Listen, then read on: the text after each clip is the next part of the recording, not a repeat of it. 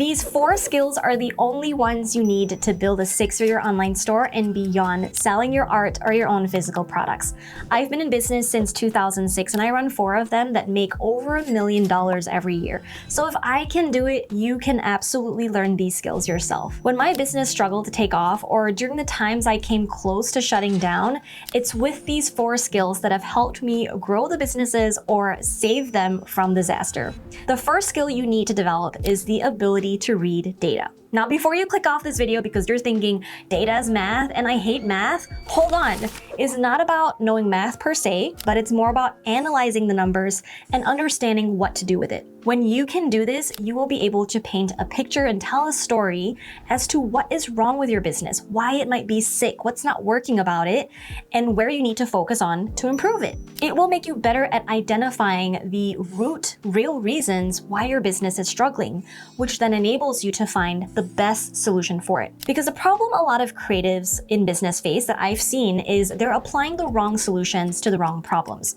It's just like going to the doctors, right? If you're experiencing terrible headaches and migraines, but the doctor prescribes to you stomach ache medicine, your headache likely isn't going to go away, right?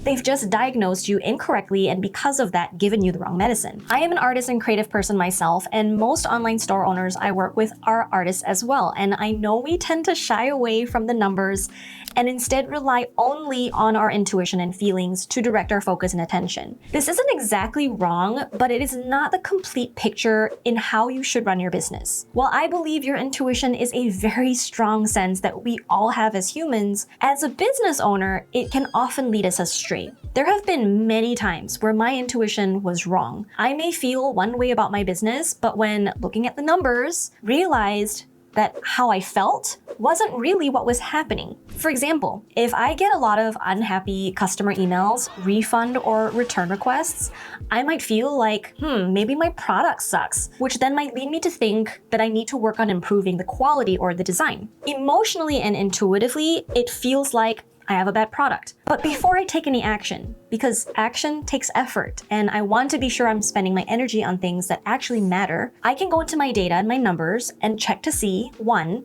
how many sales have I gotten in the last 90 days? And 2, of all of those sales, how many refunds did we get in those last 90 days? And my data shows me the refunds that I've got are only 0.5% of my total sales. Now compare that to the average e-commerce return rate, which is 17.6% according to this Shopify report. My 0.5% refunds is actually really amazing. This is a great example of how our feelings and emotions can lie to us. Many store owners are solo business owners without a team. So if you're handling your own customer service emails, you might have negativity bias, which is the tendency to focus more on the negative experiences over the positive ones. So you might have gotten 2 unhappy customer emails and 20 happy customer emails, which is a totally healthy ratio, but because of negativity bias, you feel like there's a problem that needs fixing. This is why numbers are so important and need to be considered as part of your decision-making process. Don't ignore your intuition, but don't trust it 100% either when it comes to business. I used to be so resistant with looking at the numbers because I felt like I wasn't smart enough to do it. But it really is just a skill that anyone can learn and practice. Most of the data you need to reference are easy to get from your store's dashboard or analytics section and involves very little math actually. For me, how I got over the hurdle was simply deciding for myself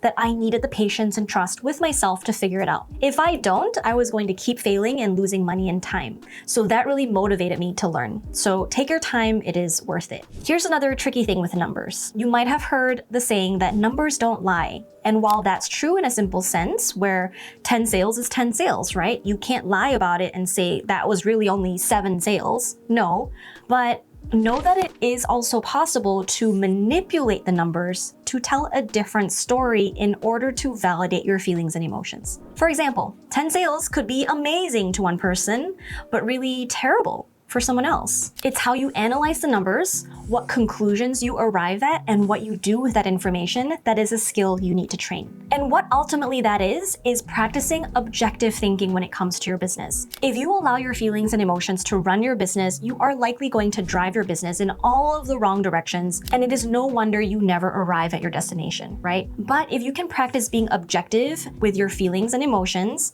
and let the numbers help color in the picture, you are going to be much better at knowing the right paths to drive your business in. A few tips for how you might start to practice objectivity in your business is to first understand that whatever happens in your business, high sales, low sales, or great engagement, low engagement on social media, for example, none of that has anything to do with your value as an artist or a human being. Sever that link that we all make between the outcome and our value as people. It is so easy for us artists to think that if we don't make any sales, that it's because we suck.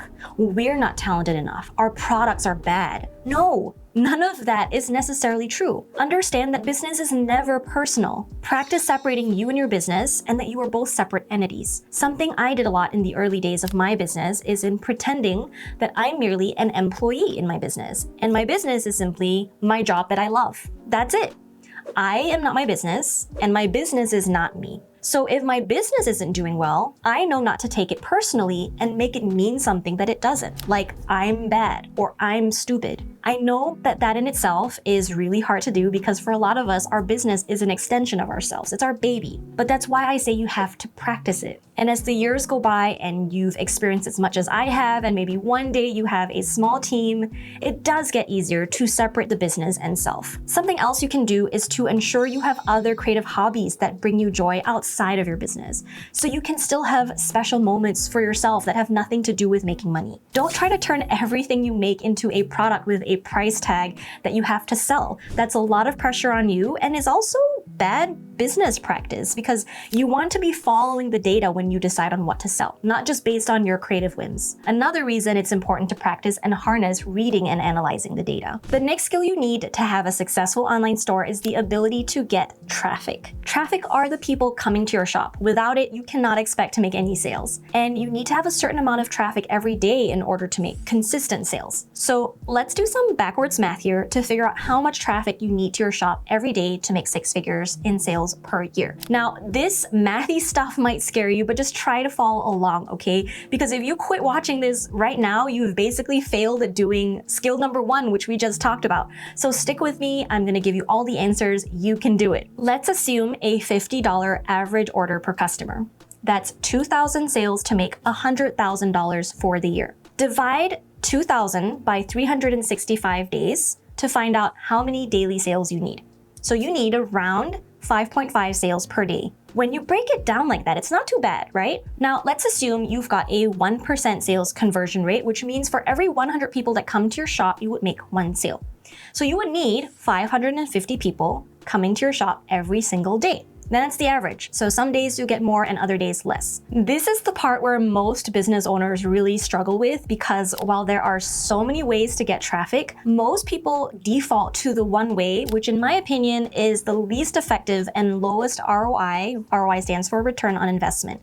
And that is with using social media. I have seen so many people spend a ridiculous amount of energy and time to create content for platforms like Instagram and TikTok with the hope that some of that content will attract viewers that hopefully turn into traffic to your store. The reality is, unless you can repeatedly go viral or you have a large engaged following, it is going to be really hard to get 550 people coming to your store every day through social media. It would have to be your full-time job for social media. And I know most of us artists don't particularly enjoy social media to begin with. So start to think about all your other options for traffic. For example, there's search engine optimization, SEO. There's content marketing like blogging, podcasting, or YouTube. You can do paid advertising or media outreach and get product placements on magazines and popular websites that your customer loves to go to.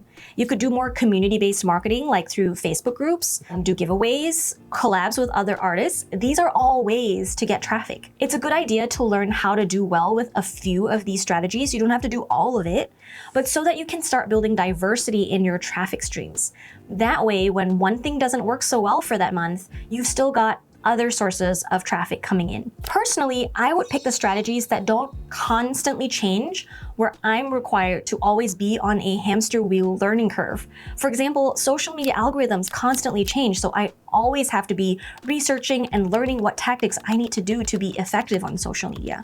That's just exhausting and a poor use of my time. I want strategies that are timeless, and once I learn that skill, I have it with me for years and years. So you might be wondering which of these strategies that I mentioned are like that.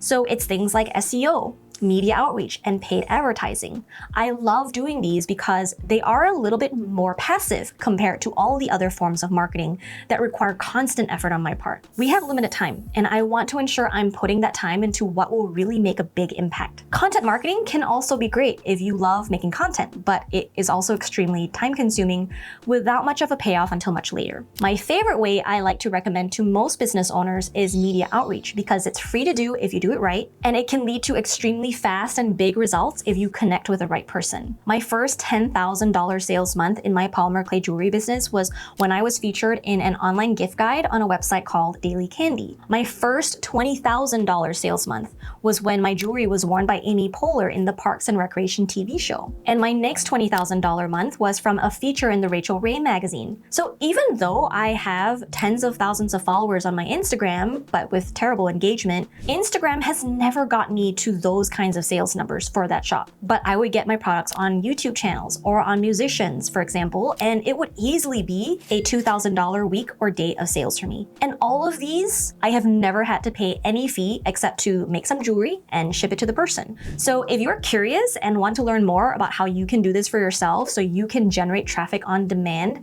there is a link in the description to a free workshop that I teach where I talk about this in more detail. I also love using paid ads to get traffic, but it's hard for me to recommend this to most stores unless you can set aside a consistent budget of at least several $100s every month to do it. Paid ads requires a lot of testing before you even see any sales come out of it, and you need to always be doing it. You can't treat it like something you start and stop whenever you like. So it's extremely risky for most people, and I don't want you to waste your money. Only do paid ads if you're already making healthy sales organically for free. You have a consistent budget for it, and you're willing to take the time to learn how to do it well. Most people think paid ads will fix all of their traffic problems, which it can, but it doesn't necessarily fix all your sales problems. I like to say that paid ads only amplify what is already happening in your business. So if your business has 0 sales right now, what is anything times 0? Still 0, right? But say you're already getting 10 sales every month from your own organic forms of marketing, then ads does have the potential to get you 50 sales, 100 sales, even 1,000 sales if you have the budget for it. So this leads me to the next skill you need to have, which is the ability to get sales. This is imperative if you want to make any money in your business. But this is different from traffic. Just because you have people visiting your site doesn't guarantee that any one of them will buy from you, which is why I think chasing the idea of going viral on social media isn't always a good thing, because more views and traffic doesn't always equate to the right kind of traffic that will actually buy from you. Now, learning how to be good at making sales isn't necessarily what you might think. When artists and creatives think of sales, we have this visceral reaction like it's something icky. We think of tacky used car salesmen.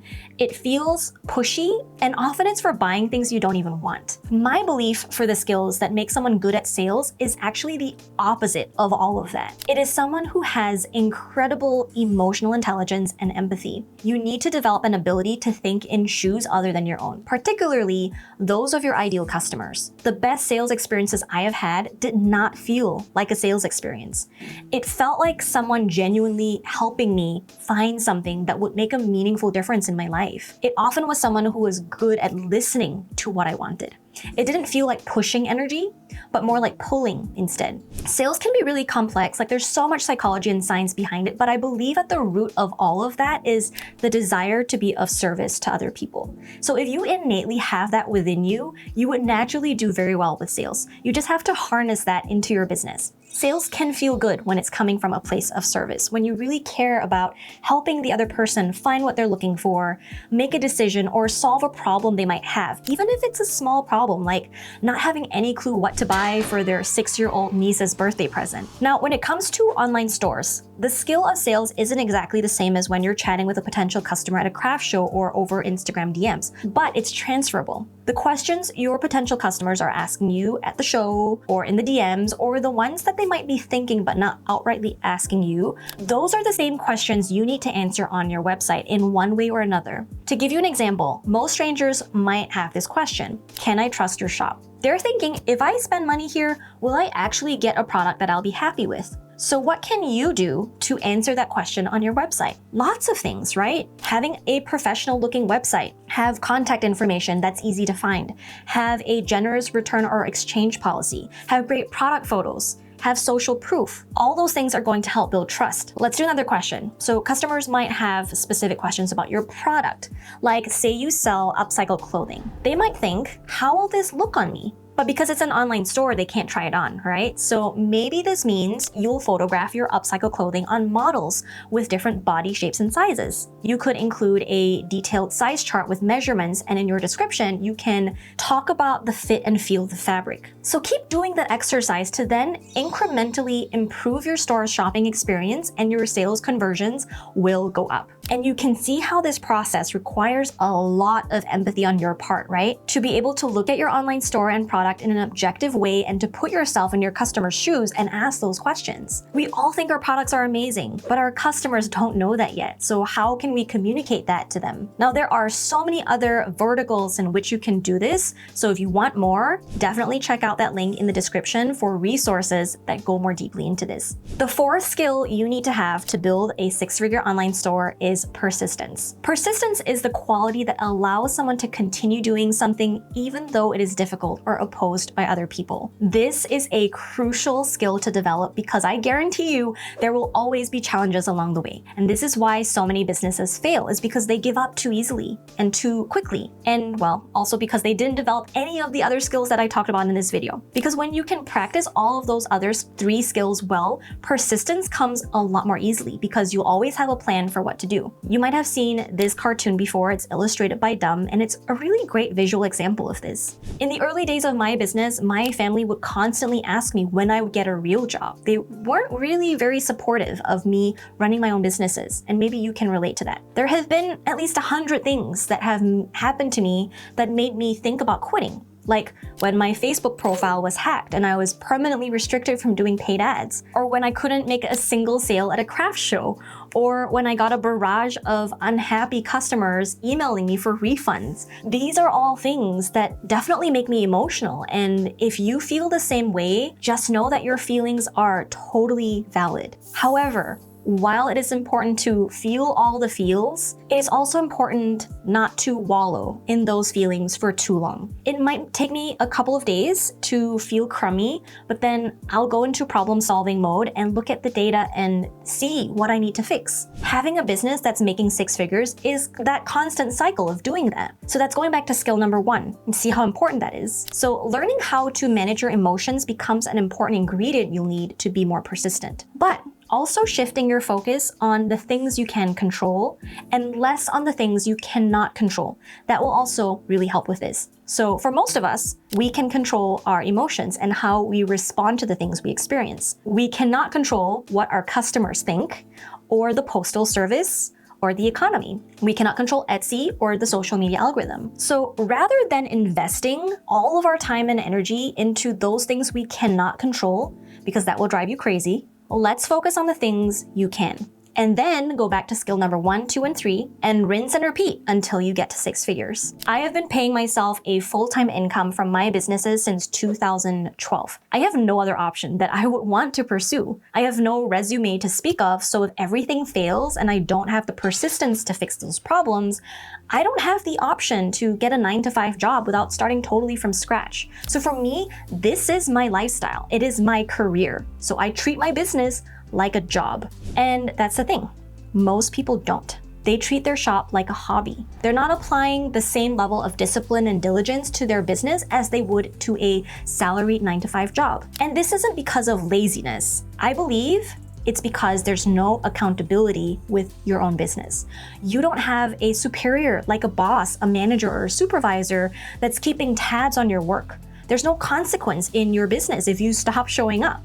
But if you stop showing up at your job, what do you think is gonna happen? You're gonna get fired, right? So how do you build in that accountability for yourself with your business? For me, this has been about getting really clear with myself on why it's so important to me to have my own business. For me, making a career out of my creativity has always been my dream. I'm like a magpie. I love surrounding myself with beautiful things, which I've done with my products that I sell and with my students' products that I coach. It has fueled me to keep showing up every single day, even when I was struggling. Now, I'm at a point in my business where I've built such huge businesses that I have built-in accountability now to my team and to my customers and to my students. But in the beginning, when you don't have any of that, you need to do some soul searching and really understand why you want this. And it's okay if you find out that it's really not that important to you, because then you can just keep it as a hobby, and that is totally fine as well. But once you can figure out what it is, always remind yourself of that and let it be that fire under you that gets you out of bed every morning to work on your business. This will take some level of introspection, and a lot of people will not want to be honest with themselves because they may not like the answer. So if you can do this without ego or judgment towards your answer and with acceptance instead, it will be extremely powerful in helping you show up